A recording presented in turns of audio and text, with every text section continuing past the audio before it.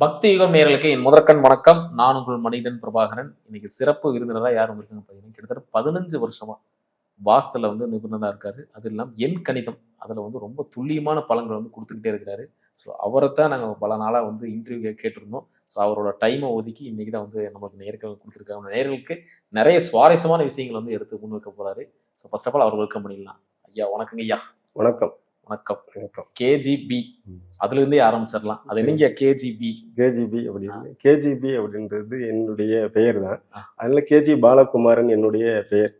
அதனால என்னுடைய பெயரை கேஜிபி அப்படின்றத வச்சு ஒரு பிராண்டா கொண்டு வந்து, ஏன்னா அந்த என்னுடைய பெயர் அதுக்குள்ளே இருக்கட்டும்ன்றது. தமிழ்நாடு சுத்தியுமே அந்த 3 எழுத்து மந்திரம் அப்படின்னு ஒரு விஷயம் இருக்கு. அதையும் நீங்க ஃபாலோ பண்றீங்க. ஆமா, கண்டிப்பா. கேஜிபி சிறப்புங்க. வாஸ்து அப்படிங்கிறது என்னங்க சார்? வாஸ்து அப்படின்றது பாத்தீங்கன்னா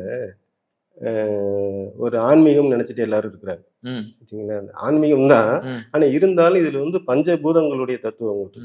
நிலம், நீர், காற்று, ஆகாயம் அப்படின்ற மாதிரி 5 பஞ்சபூதத்தையும் சீரமைக்கக்கூடிய அமைத்தால் உடல்நிலை முதலிடம் உடல்நிலையை நல்லா காப்பாத்திடும். இதனால இந்த மெஷர்மெண்ட் இந்த 5 பஞ்சபூதத்தையும் நம்ம சீரமைக்கிறது தான் என்னுடைய வாஸ்துன்னு சொல்றது. மனையடி இதுக்கு முற்காலத்திலேயே மனையடி சாஸ்திரம் தான் இருந்துட்டு இருந்ததுனாலும் அதே மனையடி சாஸ்திரோட அடுத்த வருஷன் தான். ஏன்னா மனையடி சாஸ்திரம்ன்றது முன்னாடி நம்மளுக்கு இந்த சுத்திர போனா இருக்குதுன்னு சொல்லலாம். இது இப்ப அடுத்த அப்டேட் ஆகி உங்களுக்கு ஹேண்ட்ரைடா வந்துருக்கு. அப்போ இன்னைக்கு நாங்க மனையடி சாஸ்திரத்தை வேண்டான்னு சொல்லல, அதுதான் இதுல இருக்குது. இன்னைக்கு ஈசானியத்துல தான் நீங்க கிணறு விட்டுறீங்க, சமையல் ரூம் அக்னியில தான் வைக்கிறீங்க. அன்னைக்கு அவன் அதை தான் சொன்னா, நாங்களும் அதை தான் சொல்றோம். இதுக்கு அடுத்த அப்டேட் தான் வாஸ்துன்றது. அதனால மனையடி சாஸ்திரம் இல்லாமல் வாஸ்து இருக்குன்னு சொல்ல முடியாது. அனைத்தும் கலந்ததுதான் கண்டிப்பா. ஏன்னா வாஸ்துங்கிறது பாரம்பரியமா நிறைய விஷயங்கள் வழக்கமா சொல்லிட்டு வரோம். இந்த நவீன காலத்துல வாஸ்து ரொம்ப முக்கியம் தானே? கண்டிப்பாக வாஸ்து முக்கியம் சொன்னோம்னா, இப்ப நம்ம எப்படி சொல்றோம்னா, உறங்குற இடம், அதாவது வேலை செய்யற இடம், உறங்குற இடம், சாப்பிட்டு தூங்குற இடம், உணவு அருந்தும் ரெண்டுமே இடம் சரியா இருக்கும்.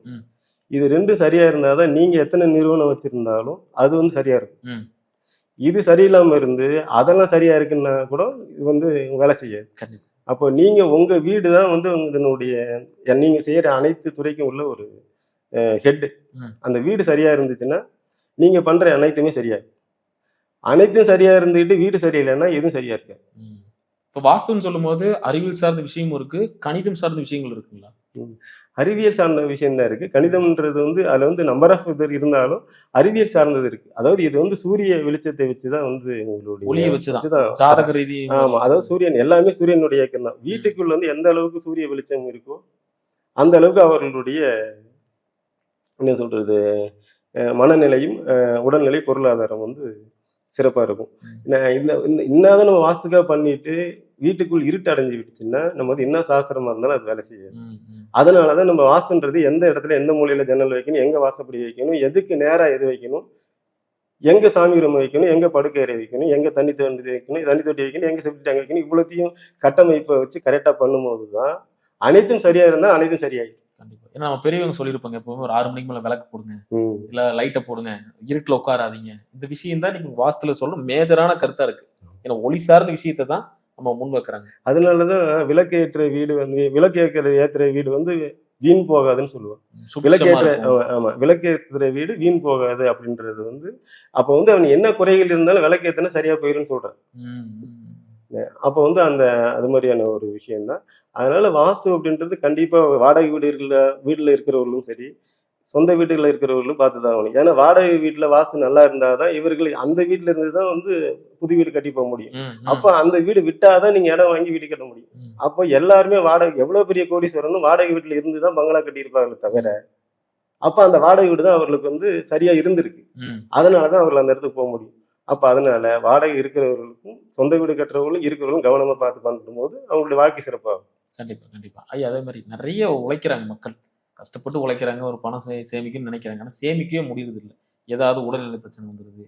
பக்கத்துல இருக்கிறவங்க எல்லாம் நல்ல வசதி வாய்ப்போட இருக்கிறாங்க. நம்ம இவ்வளவு வேலை செஞ்சோம், ஒரு 10 ரூபா கூட நம்மளால மிச்சம் பண்ண முடியல அப்படின்னு நினைக்கிறாங்க. இதுக்கு காரணம் வாஸ்துவா இருக்கும். கண்டிப்பா வாஸ்துவா தான் இருக்கும். எந்த இடத்துல கோளாறா இருக்கும்னு நினைக்கிறீங்கன்னா, இப்போ ஒண்ணும் இல்லை. இப்ப என்னையே சந்திக்க வர்றவங்களே பாத்தீங்கன்னா ரொம்ப இடைஞ்சலான சூழல்ல வரும். அதாவது ஒரு 3500 வாடகை கூட கொடுக்க முடியாம ஒரு ஆள் வருவார். வந்துட்டோன்னா அந்த வீடு சரியில்லாம இருக்கும். நான் என்ன செய்வேன்னு கேட்டீங்கன்னா, நான் ஒரு 5000 ரூபா 6000 ரூபா வாடகைக்கு போங்கன்னு சொல்லி ஒரு நல்ல வீடை பார்த்து, நல்ல வீடை மட்டும் பாரு, வாடகை பார்க்க வேண்டாம்னு சொல்லிடுவேன். அவர் அப்ப பார்த்தாருன்னா 6000 அவரால் கொடுக்க முடியாத வீடு தான் பார்த்துருப்பாரு. நீ அங்க இருன்னு சொல்லுவேன். நான் போய் பார்த்துட்டு இருன்னு சொல்லலன்னா அவர் திருப்பி அந்த 6000 ரூபா வாடகையை சாதாரணமா கட்டுறாரு. சாதாரணமா கட்டுற அளவுக்கு அந்த வீடு அவருடைய வளர்ச்சியை கொடுத்துடுது. அவர் பார்த்துட்டு சார் இப்ப சார் ஃப்ரீயா இருக்கு, நல்லா இருக்கும் சார்னு சொல்லிட்டு பாரு, 3500 ரூபா கொடுக்க முடியாது, 6000 ரூபா கொடுத்து திருப்பி மிச்சமும் பண்றாரு. அப்போ அந்த இடம் தான் அவரை வளர்க்குது. அப்ப என்னன்னு கேட்டீங்கன்னா, நீங்க இருக்கிற இடம் சரியில்லாம இருந்துட்டு நீங்க என்ன உழைச்சாலும் அந்த வீடு உங்களை டெவலப் பண்ணி கொடுத்தாதான் நீங்க அடுத்த கட்டத்துக்கு போக முடியும். டெவலப் பண்ற இடத்துல நான் அவரை உட்கார வச்சுட்டேன்னா அவருக்கு 10,000 ரூபா வாடகைன்றதே சாதாரணம். நீங்க சொன்ன மாதிரி ஒரு வார்த்தை என்னன்னா, என்னதான் இருப்பிடம் வாடகை வீடோ, ஆனா இருக்கிற இடம் சரியா இருந்தா அது வாடகை வீடோ சொந்த வீடோ அது வாஸ்துக்கு தெரியாது. கண்ணதாசன் கூட வழியில் சொல்லுவார் போல, இருக்கும் இடம் இருந்து கொண்டால் எல்லாம் சௌக்கியமே அப்படின்ற மாதிரி. அது மாதிரி சரியா இருந்துருச்சுன்னா நீங்க யாரையும் போய் பார்க்க வேண்டியது இல்லை. சரியா இல்லாதனாலதான் எங்களை நம்ம சரி பண்ணக்கூடிய இடத்துல நம்ம இருக்கிறோம். அப்புறம் எல்லாமே சரி, அதாவது அனைத்துமே சரியாக கூடியதுதான் என்ன பொறுத்தளவுக்கு. என்னன்னு கேட்டீங்கன்னா எல்லாத்தையும் சரி பண்ணக்கூடியதுதான் மரணத்தை தவிர. அதுக்கு வேண்டிய ஆளை நம்ம தேர்ந்தெடுத்து பண்றதுதான் சிறப்பை தவிர, ஆனா அதுக்கு வேண்டிய ஆளை தேடி போறதுதான் திறமை. அதே மாதிரி இந்த உடல்நிலைங்கய்யா, இந்த உடல்நிலை நிறைய நோய்கள் சார்ந்த விஷயங்கள் இந்த சமுதாயத்துல அதிகமா நடந்துட்டு இருக்கு. இதுக்கும் வாஸ்துக்கு சம்பந்தம் இருக்கா? கண்டிப்பா இருக்கு. இதுல என்னன்னு கேட்டீங்கன்னா, எப்படி சொல்றதுன்னா, ஒரு வீட்டினுடைய அமைப்பு அப்படின்னு பார்த்தீங்கன்னா, ஈசானிய பாகம் வடகிழக்கு மூலை. வடகிழக்கு மூலை அப்படின்றது எல்லாமே ஆண்கள் பாகம். அப்ப தென்கிழக்கு மூலை இது எல்லாம் பெண்கள் பாகம். தென்கிழக்கு மூலையில நீங்க ஏதாவது சம்பந்தம் இல்லாம செப்டி டேங்க் தோண்டிட்டீங்கன்னு வைங்க, தோண்டிட்டீங்கன்னா அதுவும் தெற்கு பாகத்துல தோண்டிட்டீங்கன்னா அப்ப பெண்களுடைய நல்லா இருக்கிறவங்க கூட வியாதியே இல்லாதவர்கள் கூட கர்ப்பப்பை எடுக்கிற மாதிரி ஒரு சூழ்நிலை அமைஞ்சிருக்கு தெற்கு பாகத்துல எடுத்தாச்சுன்னா. அதுவும் ஈசானியத்துல போய் நீங்க ஏதாவது லெட்டின் பாத்ரூம் ஏதாவது கட்டி விட்டுட்டீங்கன்னா ஆண்கள் என்ன திறமையா இருந்தால் அவருடைய வளர்ச்சிக்கு போக முடியாம அவர் வீட்லயே டம்மியா இருப்பாரு. இல்ல அதை தாண்டி அவர் திறமையா போகணும்னு நினைச்சாலும் அவர் ஏதாவது கை காலை உடச்சு படுத்துக்கிற மாதிரி வீட்டுல ஆண்கள் பலம் இழந்துடும். இதை தாண்டி செப்டி டேங்கை போய் மூலையில போடுறது மாத்தி ஊற்றி போட்டாங்கன்னா வாய் மூலையில போட்டேன் சார்னு சொல்லுவாங்க. வாய் மூலையில போட என்ன டைரக்ஷன்ல போட்டிருக்காங்கன்னு, கிழக்கு மேற்கா போட்டிருக்காங்களா தெற்கு வடக்கா போட்டிருக்காங்களான்னு போடணும். அப்படி அவங்க மாத்தி போட்டாங்க, அவங்க நேரம் கோர்ட்டுக்கு போக முடியும்.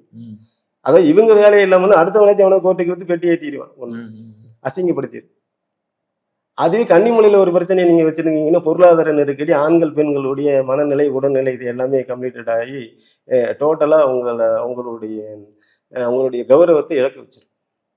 இப்ப 4 மூலையில் என்ன பண்ணுன்றத நீங்க என்னென்ன தப்பு பண்ணீங்கன்னா என்னென்ன நடக்கும் அப்படின்றது சொல்லியிருக்கேன். இதுக்கு நடுவில் இன்னும் வீட்டுக்குள்ளே வரல. ஆமா, இது எல்லாமே அவர்கிட்ட 4லுமே சரியா இருந்து அப்புறம் தான் வீட்டுக்குள்ள வரும். அதனால இது நிறைய ப்ராசஸ் இருக்கு. ஒவ்வொரு மூலையை பத்தியும் பேசும். கண்டிப்பா ஐயா. அதே மாதிரி நம்ம நேரங்கள் பார்த்துட்டு இருப்பாங்க.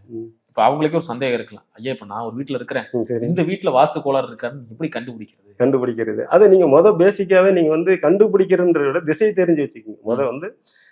வடக்கே 4 திசை தெரியும், எல்லாருக்கும் பொதுமக்கள் 4 திசை தெரியும். இப்ப வடகிழக்கு மூலைன்னா ஈசானிய மூலை. அப்ப நான் ஒண்ணு சொல்லும் போது அது உங்களுக்கு உடனே புரியும். ஏன்னா வடகிழக்கு மூலைனால என்னன்னே தெரியாம இருந்து பண்ண முடியாது. அதனால வடகிழக்கு மூலைன்னா என்னன்னு தெரிஞ்சுக்கணும். அதே மாதிரி தென்கிழக்கு மூலை அக்னி மூலை, அதாவது தென்மேற்கு மூலை கன்னி மூலை, இது மாதிரி வடமேற்கு மூலை வாயு மூலை இப்படின்னு தெரிஞ்சு வச்சுட்டீங்கன்னா நான் சொல்றது மிஸ்டேக்ஸ் எங்கெங்க இருக்குன்றது நீங்களே யூகிச்சிக்க முடியும். நீங்களே அந்த மூலையில இப்ப சார் சொல்லியிருக்காரு அந்த மூலைக்கு போய் நின்னுக்குவீங்க, எது என்ன டைரக்ஷன் இருக்குன்னு தெரிஞ்சிடும். அப்ப அதனால இந்த பேசிக்கை ஒரு சிலருக்கு தெரிஞ்சுக்கிட்டீங்கன்னா ஆட்டோமேட்டிக்கா நான் சொல்றது உங்களுக்கு அப்படியே டக்குன்னு புரிஞ்சு நீங்க அடுத்த கட்டத்துக்கு நீங்களே சரி பண்ணி போகலாம். அப்புறம் அதை தாண்டி நம்ம நுண்ணிப்பா வேணா வாஸ்து நிபுணர்கள் வச்சு நீங்க பண்ணிக்கலாம். இதுதான் அப்ப இப்ப இவ்வளவு விஷயங்கள் ஒரு பேசிக் தெரிஞ்சிருக்கிறது எல்லாருக்கும் நல்லதுதான். கண்டிப்பா ரொம்ப அருமையா சொன்னீங்க. மீண்டும் அடுத்த காணொளியில மிக சிறப்பான விஷயங்களை டீப்பா டெப்தாவும் நம்ம பார்க்கலாம். ரொம்ப நன்றிங்க. நன்றி. KGB வாஸ்து உங்கள் வளமான வாழ்க்கைக்கு KGB வாஸ்துவின் அன்பான வணக்கங்கள். உங்கள் வீடு, தொழில் நிறுவனங்கள் மற்றும் வணிக வளாகங்கள் புதிதாக அமைத்திடவும் வாஸ்துப்படி திருத்தி அமைக்கவும் சிறந்த முறையில் வாஸ்து பார்த்து தரப்படும். மேலும் மிக துல்லியமான வாஸ்து பிளான்கள் சிறந்த முறையில் வரைந்து தரப்படும். நிறுவனங்களுக்கும் குழந்தைகளுக்கும் யோகமான பெயர் அமைத்து தரப்படும். 100% முழுமையான வாஸ்து பலன்களை அறிய இன்றே அலைபேசி மூலம் தொடர்பு கொண்டு தங்களுடைய வீட்டில் உள்ளோர் நலமோடும் வளமோடும் வாழ இன்றே நாடுவேர் கேஜிபி வாஸ்து. வாஸ்து நிபுணர் திரு கேஜி பாலகுமாரன் அவர்கள், எஸ்விபுரம் விஜயா மஹால் அருகில், Kolumam road, Udumalaipettai. Sell 9486669569 and 9843821849. YouTube KGB வாஸ்து. மின்னஞ்சல் kgbvastu@gmail.com.